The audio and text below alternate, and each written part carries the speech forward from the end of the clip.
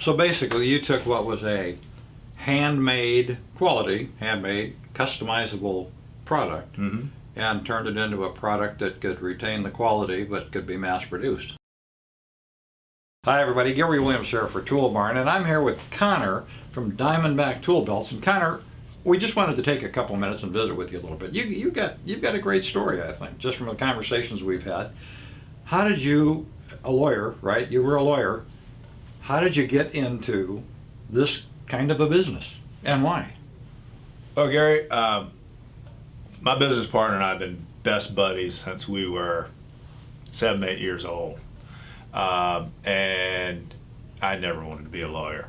But we grew up working in a small town in South Carolina, and my dad's construction crew during the summers, and during the school year we'd work in the hardware store that my dad owned after school.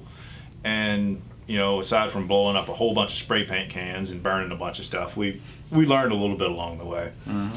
And Michael went to school in industrial design and marketing, and I went on a different, darker path. But after law, right? To law, yeah.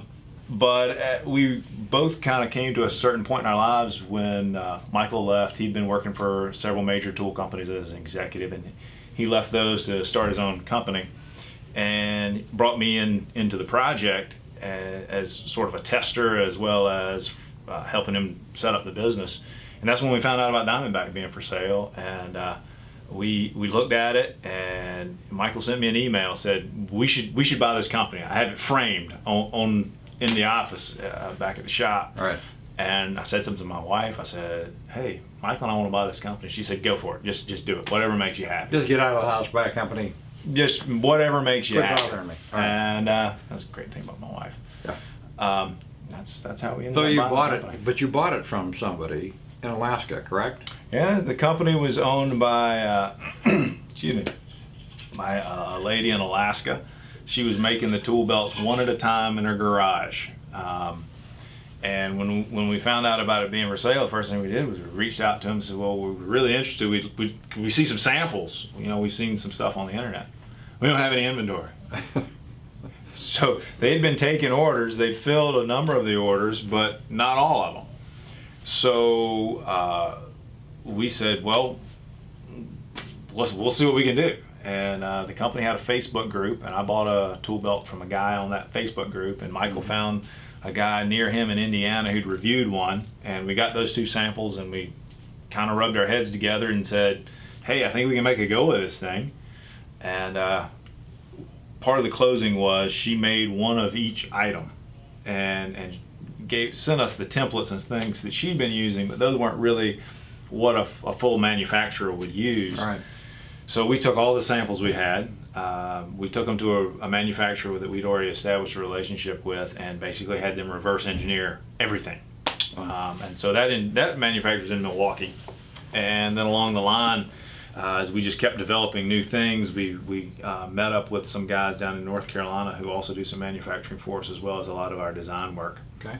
While we made some changes in design to the belt and the suspenders and a couple of other items, and we've added some things to the line, the basic designs are the original designs on the pouches. And we've had the opportunity over the last 1.5, 2 years to talk to a lot of customers who call in or email us, who have had old sets, and maybe after 15 years they're replacing them, or maybe they're buying one for one of their crew members, and we always try to pump those guys for information. We've collected catalogs. There were the old mail order catalogs, and like the Greenhorn rig, Right. that's a rebirth of an old rig that they made in the mid-90s that sort of went out of fashion. So we've tried to mine all of that stuff for the original designs, because they're great designs, and we're just making a whole lot more of them. Yeah. So you guys basically use actual users for your market research. A lot of the design work that you do, a lot of the product work development that you do, comes from people who actually use these things out in the field, and they're your market group. Sure. The great thing about a product like this, and on the scale that we are, is if we get feedback about a particular product, or if there's a problem with a product, or if there is somebody says, why don't we could improve it by doing something, we're small enough we can do that pretty much on the fly, and quickly get the new designs in place. Generally, what's been your customer feedback? Now, you're a relatively new company. The product's been around in one iteration or another for quite a while, but what's been your feedback? What's the reaction been? The feedback to this product is something that I'm really proud of. The feedback is consistently, this is the best tool belt I've ever had. You know, we've reached out to more and more of our customers. We try to maintain contact with them, and what we see on Instagram and Facebook and just from emails is, this thing is amazing. This thing has changed the way that I do work. This is the best tool belt I've ever had. My back doesn't hurt anymore. It's something to be proud of. What's the satisfaction level? Now, you practiced law, and you've gone from law where I don't know if you can say that's not a tangible type of a thing, but it is when compared to these. Right. How do you feel about what you do compared to what you did? So I ran into a friend of mine a few weeks ago. She runs a small store in the town where I grew up, or where I live, and she said, "You look so much better. You look 200 times better and younger." I said, "Yes, Phyllis, this is called being happy." So the process of actually putting something that's tangible and putting it in front of you, something you can see, something that helps people get work done, and work done comfortably, that's pretty satisfying, I would imagine. It's incredibly satisfying, Gary, and part of the things that has been really great about this is we have these meetups around the country. We've done half a dozen of them now.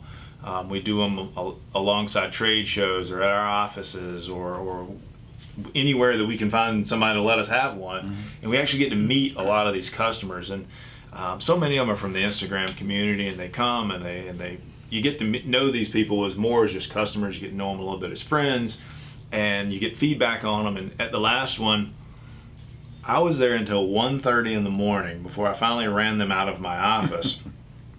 I had a couple of guys. We were talking about tape measures and chalk boxes, which ones were better, why they were better, and which ones fit the best in my tool belts. That would be a lot different of a conversation than torts or lawsuits or litigation or any of those kind of things, I would imagine, right?